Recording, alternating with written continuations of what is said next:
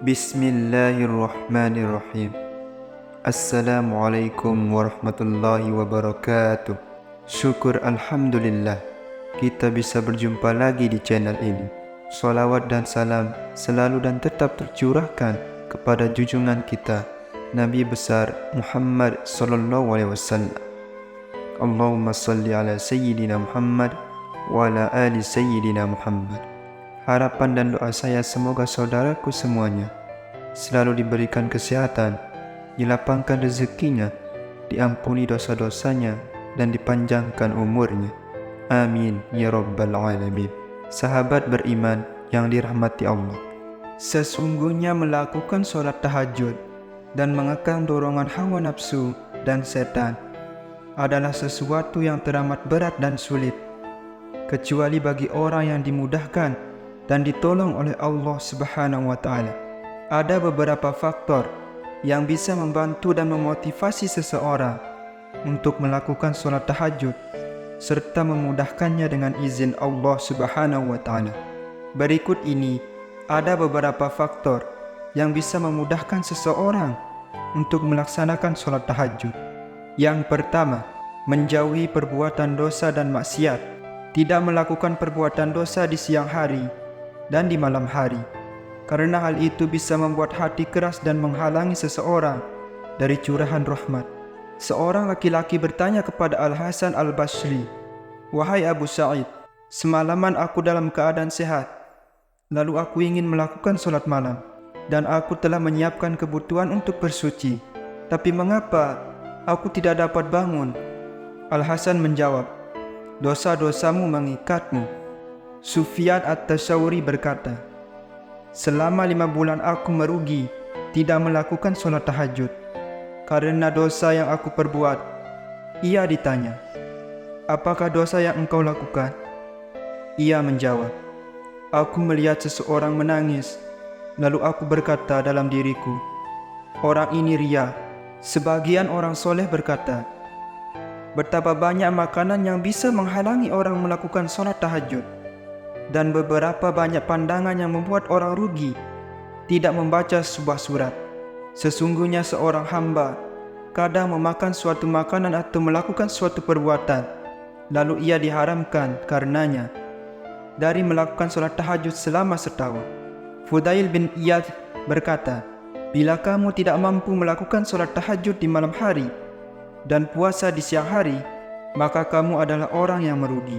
Sahabat beriman yang dirahmati Allah, tinggalkanlah kemaksiatan dan dosa jika engkau mengharapkan berkhalwat atau menyendiri dengan Allah yang Maha mengetahui segala yang gaib.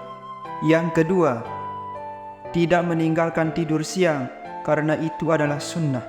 Dari Ibnu Abbas radhiyallahu anhu, ia menuturkan, Rasulullah SAW bersabda, "Jadikanlah makanan sahur sebagai sarana untuk membantumu melakukan puasa di siang hari, dan tidur pada tengah hari sebagai sarana untuk membantumu melakukan sholat tahajud." Nabi SAW mendorong untuk melakukan hal-hal yang dapat membantu, mengingatkan dan menjadikan orang beramal dengan terus-menerus. Sebab sibuk di siang hari hingga tidak tidur pada tengah hari dapat membuat fisik lemah, dan di malam hari tidur menjadi nyenyak. Yang ketiga, tidak memperbanyak makan. Sebab orang yang banyak makan akan banyak minum, lalu akan terlelap dalam tidur dan berat untuk melakukan sholat tahajud. Rasulullah SAW bersabda, "Tidak ada wadah yang paling buruk yang di sisi manusia selain perutnya. Cukuplah seorang anak Adam menyantap beberapa suap makanan saja yang dapat mengokohkan tulang punggungnya.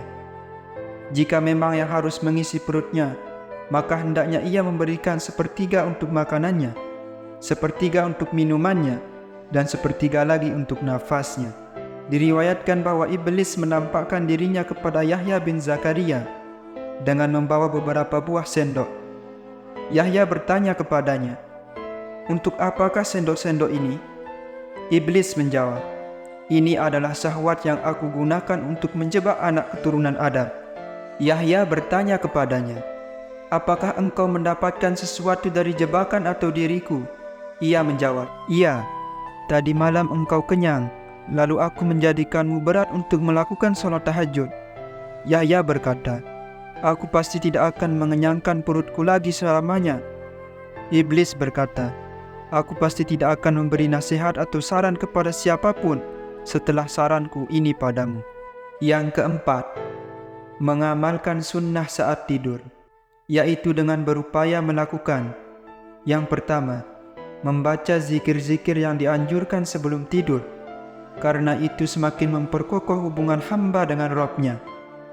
Yang kedua, tidur di atas lambung sebelah kanan. Ibnul Qayyim rahimahullah menguraikan rahasia di balik cara tidur seperti ini dengan mengemukakan, tidur dengan cara berbaring di atas lambung sebelah kanan memiliki rahasia, yaitu bahwa hati berada di sebelah kiri. Maka dia bila seseorang tidur di atas lambung kirinya, ia akan tidur sangat nyenyak, karena dia dalam kondisi tenang dan nyaman sehingga tidur jadi nyenyak. Sementara bila ia tidur di atas lambung sebelah kanan, tidurnya tidak nyenyak, karena hatinya tidak menentu atau gelisah, ingin mencari tempat menetapnya. Karena itulah para ahli medis menganjurkan tidur dengan posisi di atas lambung sebelah kiri, karena itulah posisi istirahat yang paling sempurna dan tidur yang paling nyaman. Sedangkan agama menyunahkan tidur di atas lambung sebelah kanan, agar tidurnya tidak nyenyak, sehingga tidak meninggalkan sholat tahajud.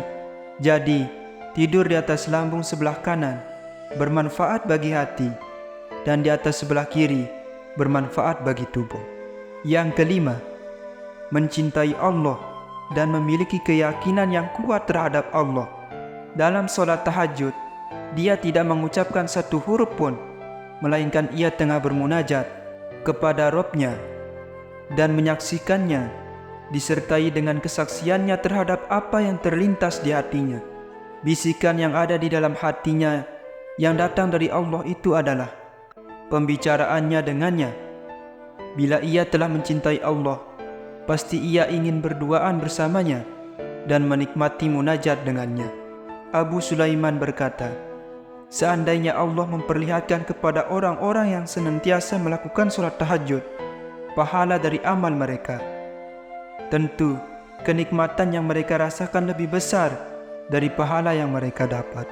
Ibnu Al-Munkadir berkata, "Tidak ada kenikmatan dunia kecuali 3: sholat tahajud, berkumpul bersama saudara seiman, dan sholat dengan berjamaah."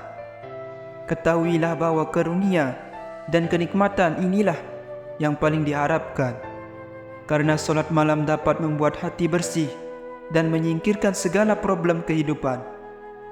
Itulah tanda yang memudahkan seseorang untuk melaksanakan sholat tahajud.